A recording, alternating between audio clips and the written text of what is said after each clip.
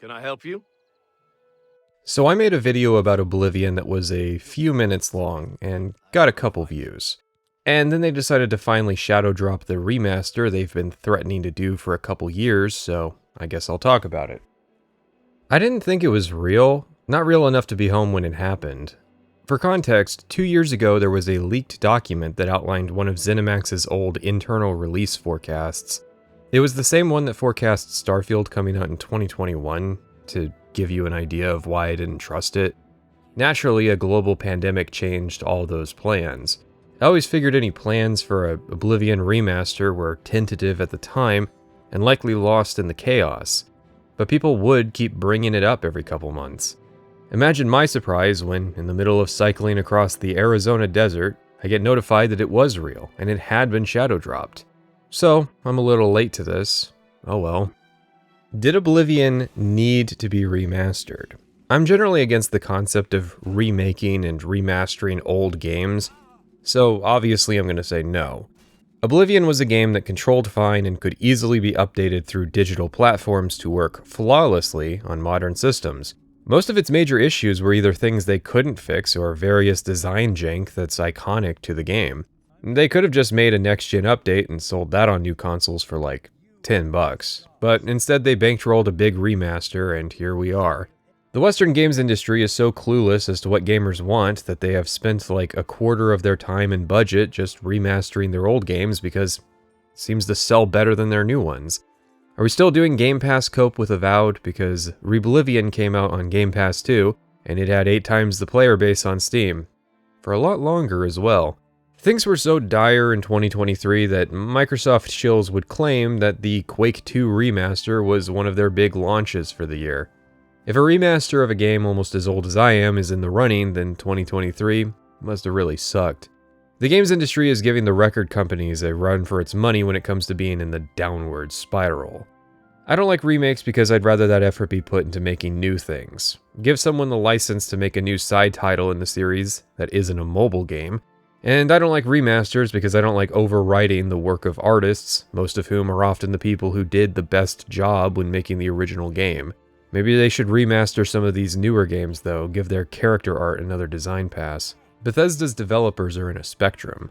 The most controversial department is the writing and design team, followed by the programmers in the middle, and the least controversial being the artists. That's why it's ironic that the design is what has been preserved the most, and the art the least. That's been my take for a while, and obviously a lot of people disagree with me. It's a little disappointing to me that there were people who wanted to try Oblivion for years, who are enjoying Reblivion now, but for whatever reason just refuse to play the original. Also, let me just shoot this down early in the video. Morrowind fans, they don't want a remaster. I've acquired a large portion of the fanbase, and I've never heard anyone say or think it would be a good idea. Morrow boomers aren't lashing out because they're jealous. It's the same grudge they've been holding for almost 20 years over the fact that Oblivion is not really a sequel to Morrowind like we had wanted. Even Todd Howard agrees with not wanting a remaster. But people always complain about the ugly NPCs and gameplay, so why not release a version that fixes that? Because I think Oblivion is a package deal. You need these faces with this voice acting saying this writing, or I don't think it works. You need these models doing these animations over this gameplay. It's packaging 2025 looks and expectations into a game where the enemies can't handle the player standing on a rock. That said, while that is my mentality towards this kind of thing, I am happy a lot of people are enjoying Reblivion anyways, so it's hard to be mad that it exists. If it rekindles people's enjoyment of this style of game, then the RPG indie renaissance can siphon a portion of that into their market share. Be sure to check out Tainted Grail and Ardenfall, by the way. One cool thing was the confluence of people interested in and talking about Oblivion again. You've got people build theory crafting and sharing advice, so that's cool. Plus my video got more views. I'd like to be positive and think that people accepting Oblivion in 2025 would be a sign Bethesda could take that they should make Elder Scrolls 6 and not Skyrim 2. And I think there's so many games now that do those things that people are ready for something that does a lot of the things that, you know, older hardcore RPGs, some that we used to do, doing those again in a new way. Starfield didn't fail because you were wrong about people being ready for hardcore mechanics. Starfield failed because it sucks and is boring. People can handle real RPGs, you just need to make it not awful, and I know that is a tall order. The marketing behind Reblivion was annoying. That is to say, there wasn't any. Instead, they allowed leakers to control the release of information. I was making fun of these leaks, and some people came back after the shadow drop and said, "Don't you feel stupid the game came out?" As though I had been making fun of the remaster itself. So let's revisit some of what was supposed to happen according to the leaks. It was supposed to be a full remake, and it's not. It's a graphical remaster. It was supposed to be on Unreal Engine 5 while running Creation Engine. If it was a full remake, why would Creation Engine be involved? It's as though the leakers didn't even understand that this was silly. In fact, why would Creation Engine be involved at all? Creation Engine is specifically the name Bethesda used for an updated fork of Gamebryo. Gamebryo was used for Morrowind, Oblivion, and Fallout 3, and Creation Engine was used for Skyrim, Fallout 4, and Fallout 76. Creation Engine 2 is another fork created for Starfield, and is their most current iteration that they use. So if they were going to use Creation Engine 2 for this for some reason, despite it being a full remake in Unreal Engine 5, they would have used Creation Engine 2. Again, doesn't this stink? Fluidity more like Skyrim rather than Starfield or Fallout while looking better than both, and graphics like Metal Gear Solid 3 Delta. All of that is meaningless gibberish. Cut content would be restored and added, it hasn't. All DLC are included, it's not. It would be priced at $80, it wasn't. And no mod support because of Unreal Engine 5, which also isn't true. I hope you can see that if what I just described had been released, it would have been really stupid. But that was supposed to be what was released according to the leakers. Instead, they allowed leakers to control the release of information. There are some assumptions people have made about this. The main one I've heard is that Microsoft apparently has so little faith in their ability to market in 2025 that they're trying out the idea of not marketing at all. Microsoft is very inept at their marketing. When they announce games, they do a bad job of getting people interested or excited. Then they fail to properly set expectations among the few people who even cared after the first trailer, and then they drop the game, and sometimes few people even notice that they've done that. Some have remarked this is due to a change in how people are engaging with marketing, but I don't buy that. What's more likely, consumers changed, or the company that released Avowed is bad at marketing? He's got a perfectly reasonable explanation. He seems, on the up and up. Yeah. It's not unreasonable that after the Avowed debacle earlier this year, someone at Microsoft realized that people were just going to mock the visuals of Reblivion on social media, and that might hamper the game's ability to find its audience. I mean, people were already trying to do it in the narrow window of the release day between when it dropped and when people finished downloading it. Todd Howard has stated in an interview before that he would prefer to have a short marketing cycle, basically just dropping a game and allowing it to speak for itself. We're going to announce it and then ship it 6 months later. 5 months, yeah. 5 months. Yeah, that was as short as I was told anyone would allow me to do. You would go shorter if you could? Oh, yeah. Well, maybe, I'm trying to think what's perfect right now. Maybe a week just to get people excited. Right. To have those moments of, I saw it, there's some trailers, percolates in your mind, and they're... So you would rather just not even... Don't hold me to that, yeah. all right? Because you should just cut that. You'd rather... It's a good thing someone else was in charge of marketing then, because I can't imagine Fallout 76 or Starfield faring better if they had even less marketing than they already did. Spoiler alert, if you follow a lot of indie game developers, they're also going to say that they don't want to market their games. Yeah, it turns out that marketing is just something that is like a thing that you have to do. Like, nobody wants to do it, they have to do it. Starfield was marketed poorly. Can we admit that in 2025? Starfield had 2 demos and neither of them set player expectations when it came to how the player would explore the world, or just how many loading screens there would be. Instead of a vertical slice to get people comfortable with the flow of how Starfield is intended to be played, they played it fast and choppy, leaving it up to players to bring their own mentality to the game. But the fact that Starfield is remembered as the game that started the fucking pronouns rant, and not as, an actual game, kind of tells me that raw numbers on a trailer alone don't properly sell someone. So yeah, I can't blame them. The thing is, people would be picking apart the trailers to laugh at all the questionable graphics decisions that were made. And I don't think that's really representative of Reblivion. I think this is a rare circumstance where the game really did fare better because they didn't market it. But I would look at something like Hi-Fi Rush, and the fact that it did so well that Microsoft shut down the studio that made it as a sign that this shadow dropping idea only really works when it's something people want anyways. Reblivion has done as well as it has, rather obviously, because it's fucking Oblivion. They're riding on the success of a 20-year-old game. My hope is that Microsoft will embrace this shadow dropping strategy and release Starfield's second DLC without any marketing. If the 300,000 people on Steam minimum who bought the $100 edition of Starfield couldn't be bothered to return for the DLC that they had already paid for, well, let's just see how well not marketing it at all goes. I participated in a Reblivion stream for a couple hours and was already getting annoyed at the engine discourse. While it has always been a little annoying, I got tired of having to need to keep explaining it, so I'll do it once. This game has two engines, Unreal Engine 5, which is handling the graphics, and Gamebryo, which is handling the gameplay. As a result, the game feels like Oblivion in how it controls, how objects and NPCs are loaded and behave, and how quests progress, just with modern graphics. It's not a remake of Oblivion in UE5, it is a coat of paint. However, this means that it comes with all the downsides of being a UE5 game. It's dated and looks like a first-party engine title from 5 years ago, using the same generic shaders and lighting tick that every UE5 game has, giving it a rather generic look. It's also extremely bulky at 125 gigabytes, SSD required, of course, and optimizing it is outsourced to the player. The game ran fine on my rig as long as I was in interiors, but of course I knew this was because the scene is relatively simple. Meanwhile, the overworld ran like shit. I guess someone didn't foresee that it would probably be best to render two different levels of quality depending on the scene, but then again, this is authentic to the original game. Oblivion in 2006 also ran like garbage in the overworld, and was fine in dungeons. The Steam rating has gone down with time. I suspect some people being confused why there hasn't been any kind of updates optimizing this game. I could honestly believe another theory I've heard that Microsoft shadow dropped this because they weren't confident in it, and that's why they were slow to start patching it.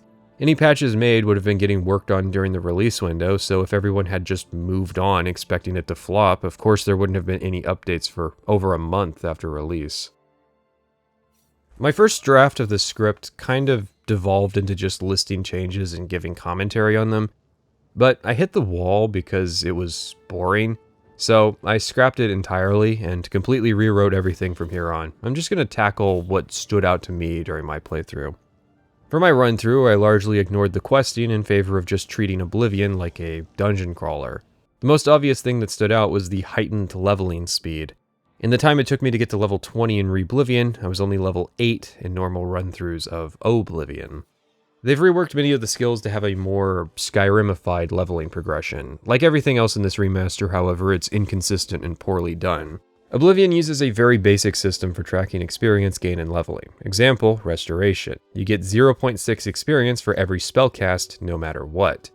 The number of casts you need is then influenced by whether the skill is in your class or specialization, but the end result is that you can be looking at thousands of casts to max out the skill throughout an entire playthrough. Because actions reward a flat amount of experience, pretty much every skill incentivizes doing as little as possible to increase the number of that action. You will level faster using an Absorb Health 5-point spell 10 times than a single 50-point spell. People who don't know this tend to find Oblivion's leveling frustrating. That is why Skyrim changed most of its experience gain formulas to factor in more context. In that game, restoration factors in the amount of healing you do, or the amount of magicka used on a non-healing spell. As a result, you don't have to worry about using weak magic to level faster. They've changed Oblivion magic leveling to factor in the base cost of spells, but there's a core issue. The XP curve is really low. It might not have even been changed from the base games. Okay, so if you give players more experience for doing the things they unlock from leveling but don't require more experience to level, then players will level exponentially faster as they progress. You can see this in Skyrim with the alchemy skill.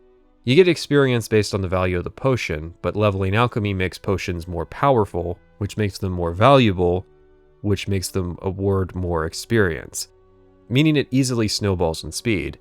Bear in mind, Skyrim does have an XP curve for alchemy, and Oblivion already had an XP curve for all of its skills as well. That's why you level faster from 5 to 6 than you do from 99 to 100. But those curves have to be tuned to account for quirks of a Magicka-based XP system. In Oblivion, spells are gated not by Magicka cost, but through a permit system. Getting to 50 Restoration unlocks the Journeyman tier spells. So at Novice, you start with Absorb Health, which does 5 damage for 12 Magicka base cost. At Apprentice, you can double that damage, but it increases the Magicka cost 2.5 times. That happens again at Journeyman and Expert. Technically, it's not literally 2.5 times every time, but it is within 0.1 margin of error.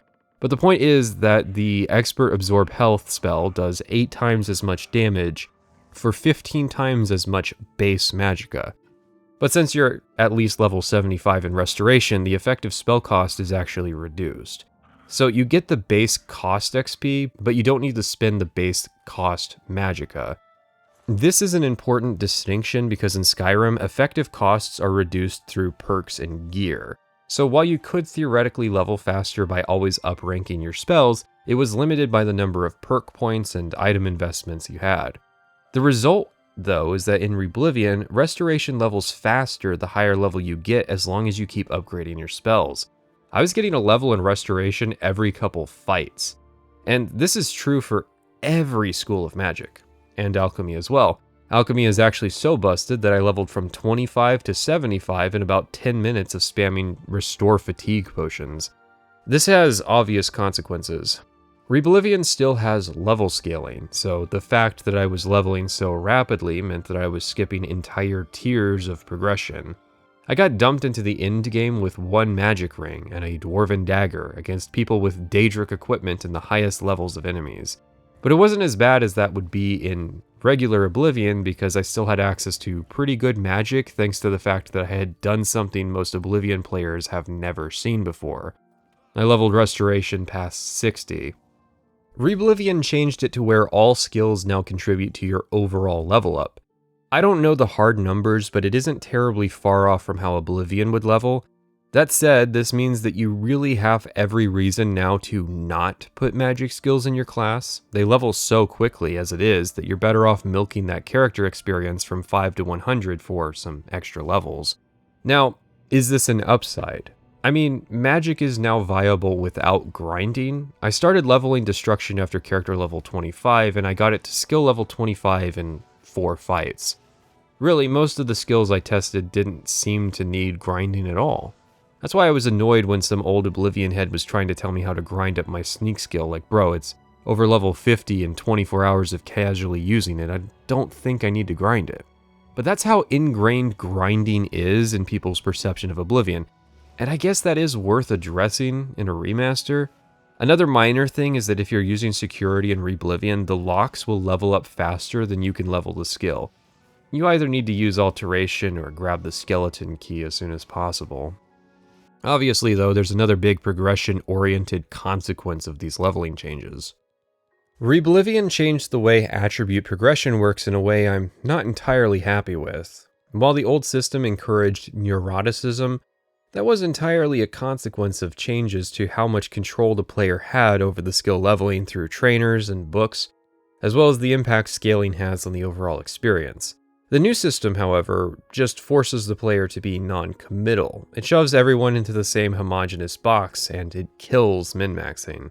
That's actually not a good thing. Min-maxing is degenerate, but it is also voluntary. It was just one of the 4 imperfect ways I talked about in my Oblivion video that you can try to address the scaling problem.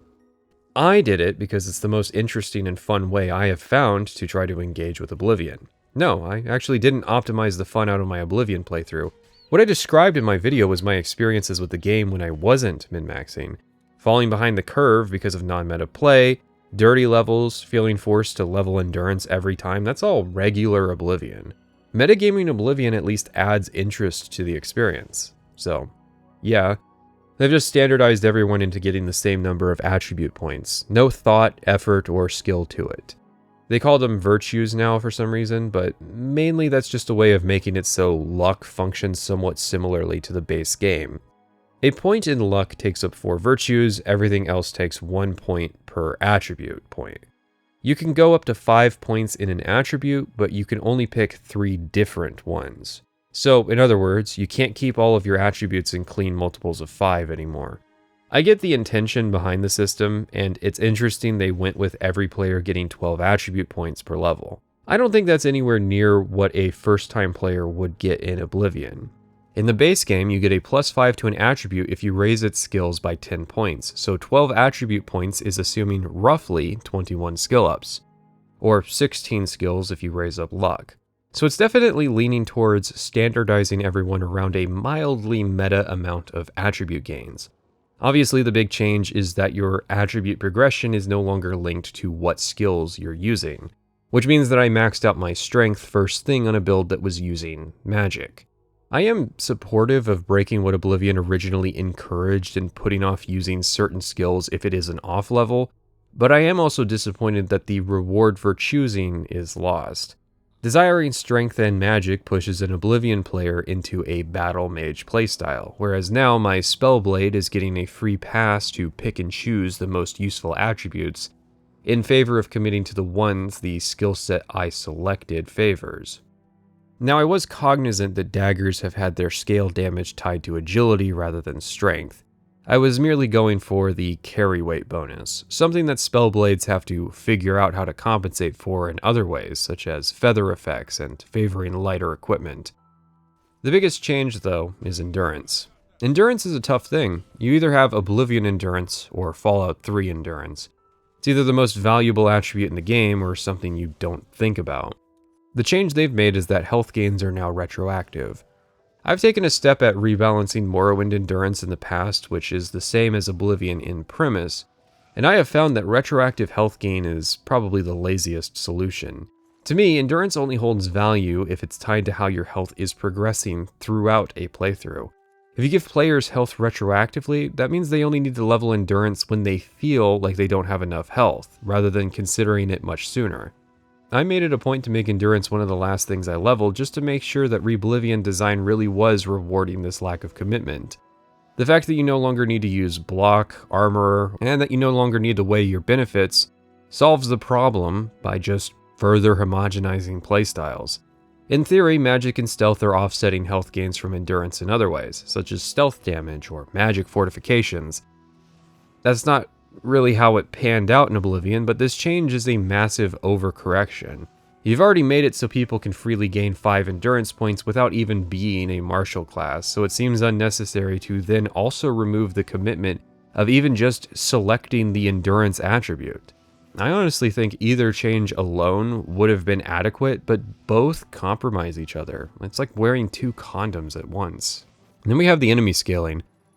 I have heard it was changed. I didn't notice if it was. What I did notice was the difficulty slider was turned into 5 static options. So instead of smoothly moving the difficulty up 1 tick at a time to find the sweet spot, you either have Adept, which in most cases is comically easy, or Expert, which can turn into one-shot city.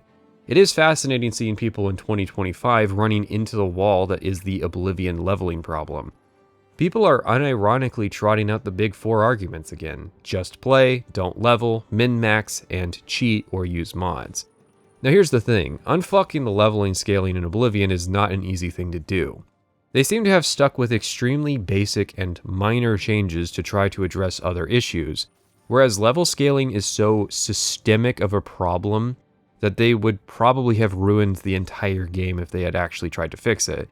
I don't think you can look at the level of quality of the other changes made so far and say, yes, please touch every aspect of the game and fine-tune the balancing just like you did with the magic skills.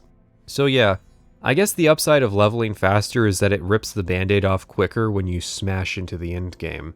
There are also across-the-board changes to the perk system, but most of it's just boring mechanical synopsis of, I guess that change is alright. I don't know why the new perks are so scared of power attacks doing paralysis. It was kind of a cool thing about weapon skills, but a lot of the perks were reworked to be more useful, or more appropriate when it comes to what level they show up. Although obviously the best change is that you can browse them at any time and read their descriptions in the user interface. Sprint has been added though, combined with all of the other ways you could already make your character fast, and it is pretty broken. It sadly has to replace the dodge roll though, which has been turned into a useless sidestep ability. So I was actually testing out the dodge feature to get some footage for the video, and I noticed just how bad the dodge is, at least out of the box. It's straight up just worse than using block at even like skill level 5 in your block skill. There's no iframes to it, and you have to dodge out of the way as soon as the enemy starts to swing. The enemy's attack hitbox is also really large, so even back dodging, you're still within range to end up getting hit anyways. It really is a terrible dodge mechanic. And further affirmation that any attempt on their part to rebalance scaling would have been a waste of time, because they weren't competent enough to do that if they can't even add a basic dodge mechanic. A character with a moderate speed stat can already move faster out of harm's way than this dodge. I didn't really focus on trying to use it though, so maybe it has value, but I think the distance that it dodges should be correlated with the speed and agility attributes. Sprint definitely does have value, if only because it speeds up the process of being in a town. The user interface and experience has been changed quite a bit in the remaster. It's funny I've seen people being critical of these changes when most of them are not only positive but drastic improvements over the original game. It is true that the basic heads-up display has been Skyrimified. I don't personally mind, except that I find Skyrim's health bars annoying because it can be deceptive how close a creature is to death when it reduces the display from both ends for the purposes of just symmetry. I don't mind the compass changing position or style as well, but I could do without the name readout and distance to locations because it made it feel even cheaper than it already is to just know, oh, that's the Shrine of Azura over that hill and 170 feet. As to the menu itself, while it is somewhat UE5 slop in terms of having a top header of all categories, I don't really mind. I like being able to press one button that goes to a unified menu system, rather than having two menus that either go to the settings or in-game menu. The immediately obvious thing is that the new user interface actually uses more of the screen. The character menu is about the same with the added pop-out feature of getting to see perk descriptions. The inventory screen is, well, there is still a near useless all items tab, and the weapons and gear tab are the same. They've upgraded the number of items you can see from 6 to 9, which is an improvement, but then the troubles start in the potions tab. You will notice that they got rid of item subcategories. In Oblivion, the alchemy tab is split between the potions and ingredients, whereas it's all jammed together in Reblivion. This obviously made alchemy more tedious because I'd have to navigate around all of the items mixed together, and I had a lot more instances of accidentally eating potion ingredients instead of drinking the potion that they were next to. And then we get to the miscellaneous tab. Everything's mixed together. Scrolls, clutter, soul gems, keys, lockpicks, torches, hammers, books. This menu's a mess and makes the already annoying task of trying to use these items consistently even more annoying. Go figure. Again, if they had listened to me, they would have gotten rid of the All Items menu tab and added one specifically for stuff like scrolls and soul gems. However, one improvement is that the magic effects of an item will instantly pop up in a consistent location rather than out from the side near the item in different parts of the middle of the screen. But then they removed the ability to see how many charges your weapon has left from the overview. Instead, you now have to open a new Details menu and cycle to the enchantment page because it just consumes so much space they couldn't have combined into a single pop-out page. No, I don't want to quickly know how many charges I have left. What I need to know is that this dagger is a dagger. Why tell me what its enchantment is when you can just tell me that it is enchanted? There is a prompt to show shortcuts, which I think is good for reminding players that hotkeys exist and that you really should be using them. However, there have been zero quality of life features added to make inventory management faster. You still can't mark things as junk for auto-depositing into a container or selling off. You still can't sort by cost-to-weight ratio out of the box. There's still no search bar to just type in the names of items to find them instantly. Any kind of long-term play is going to just have an increasing issue with inventory management, as Oblivion was already a game where you would look and realize you've been carrying this useless item for like 2 hours. The magic menu is mostly the same as well. There's a pointless all spells menu. The removed categories means you now have to scroll through the scrolls, and you can still not delete spells from this menu out of the box. But they added new filters. You can filter by whether something is a scroll or not, which isn't really a solution, and like you made that problem, but okay. You can also filter by schools of magic now. That's cool. But hey, Skyrim guys. You know in Skyrim, you have this thing called the favorites menu where I can tag things as a favorite and then pop it up on screen whenever I want.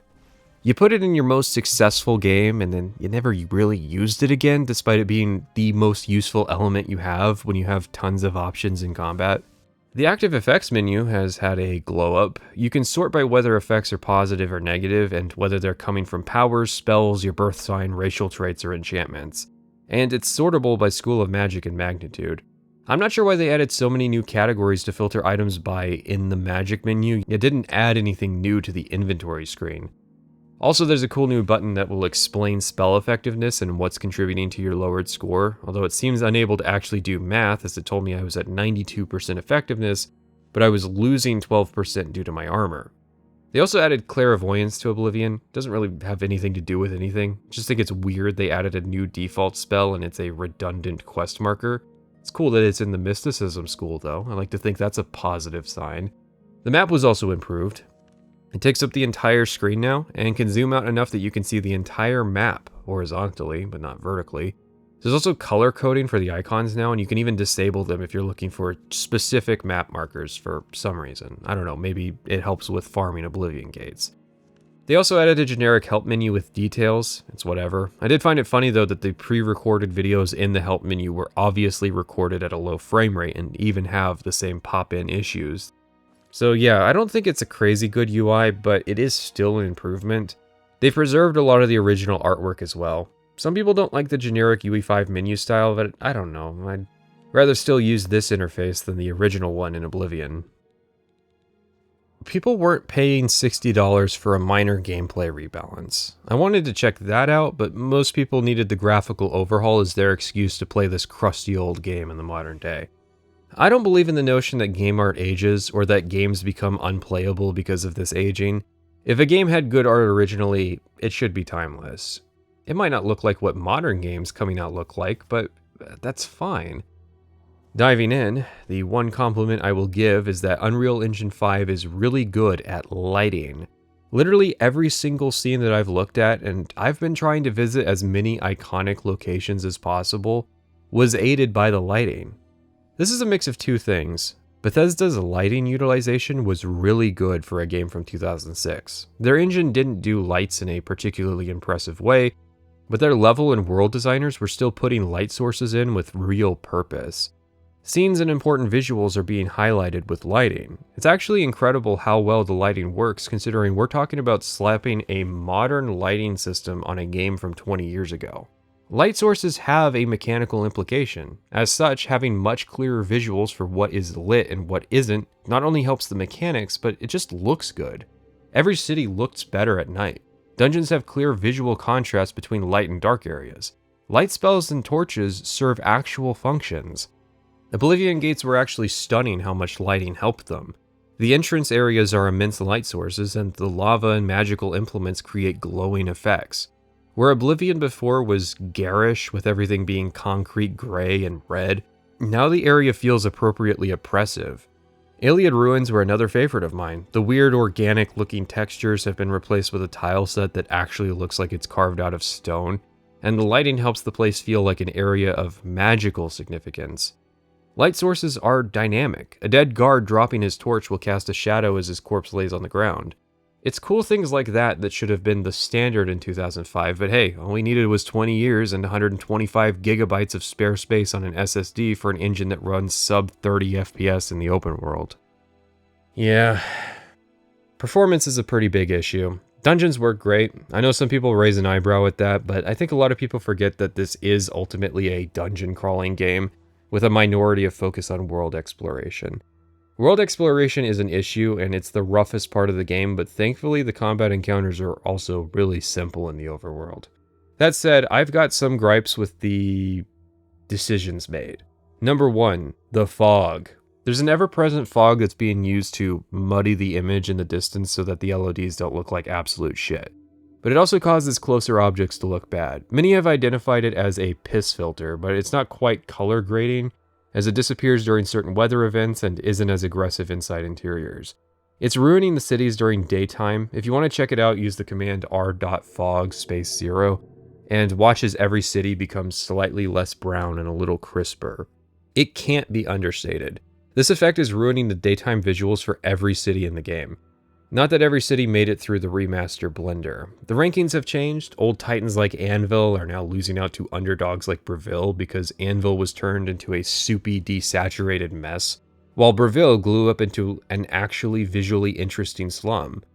However, my biome ranks have largely remained the same. Forests at the bottom because they got turned from generic into absolute UE5 slop. Blackwood, which got butchered, the Gold Coast, which has been desaturated, and then the mountains, which look pretty good.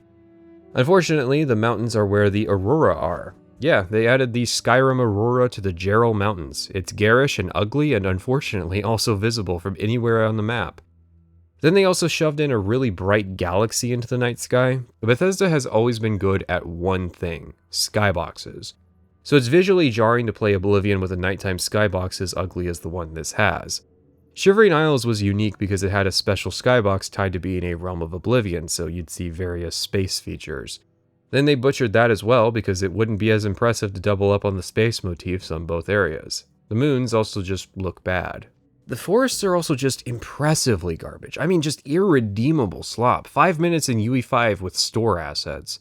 I can commend that you can at least tell the distinct subbiomes of forests apart, but yeah, the secret is that the forests in Oblivion were actually never good. The people of Cyrodiil, they're alright. You have to bear in mind, I can play these games for an hour and stop seeing the faces as anything weird. That's just what people in this area look like due to some kind of historic mine that must have poisoned the water. I will say that the current models are better for 2025 than the Oblivion models were for 2006. The Beast Folk are pretty bad. Don't let Drownsing the Cum be an indicator of their general quality though. He's just a product of the character creation being fairly authentic to the original experience. There were some voice acting changes though. More voice actors have been added to expand the roster. They've kept some of the originals for certain races and then replaced that actor on the others that they had also covered. For example, they have the original Nord voice acting, but with the Skyrim voice actor taking over for the orc lines.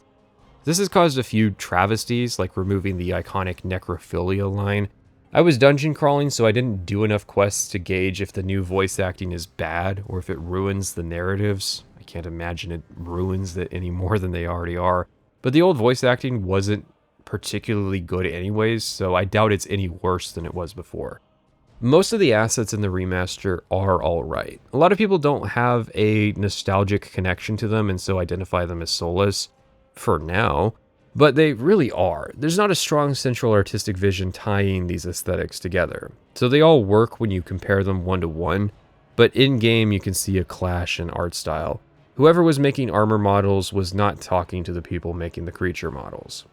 Everything feels like it was made in a vacuum, which is why the quality is so inconsistent. At best, they simply put more money and time into areas they identified as being important.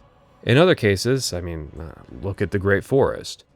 I'm not an art guy, but some of these things stand out even to me as being bad. The big thing is, if I'm noticing the quality of assets, they're probably either standing out as good or bad.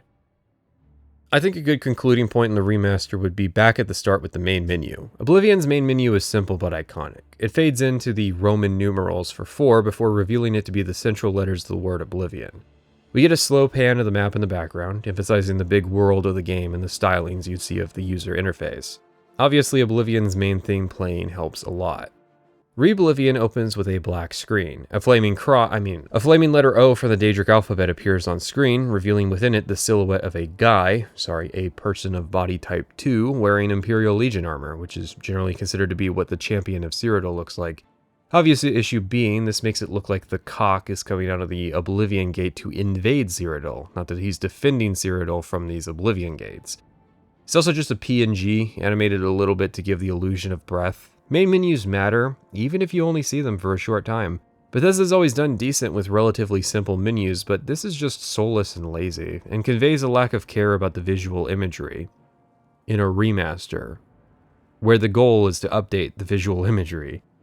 As though they butchered Paradise. This is one of my favorite parts of the game. It's not just beautiful, and what Bethesda should have been leaning into with their fantasy games, but a great surprise hidden in the main quest. So it's paramount that it be one of the best looking areas in my eyes, because while the Deadlands are Oblivion, so is Paradise. Paradise allows the player to see Oblivion for more than just a hell allegory, which sets up the Shivering Isles quite nicely. So the Shivering Isles also being done poorly does not help, considering this is literally the best part of the game and best expansion Bethesda had ever made. And they charged an extra $10 for the DLC again, despite Shivering Isles coming with the Game of the Year edition for over 15 years. Surely charging extra would justify a smidge more effort be put into the DLC content, considering it is some of Oblivion's most iconic locations and questing. If Fallout 3 does get a remaster in this vein, it will be kind of bizarre, coming from someone who has played a lot more of Fallout 3 lately than the average person probably ever has. I find Oblivion much easier to enjoy by simply playing than Fallout 3, so a gameplay faithful remaster might be controversial. The lighting overhauls would be very likely to turn out amazing, but I can see massive optimization issues in some of the game's denser areas. I still stand by the notion that none of this should exist, but on the other hand, remember that Fallout 3 getting a remaster will mean we're going to get a ton of content of people fighting about it, so that will be fun.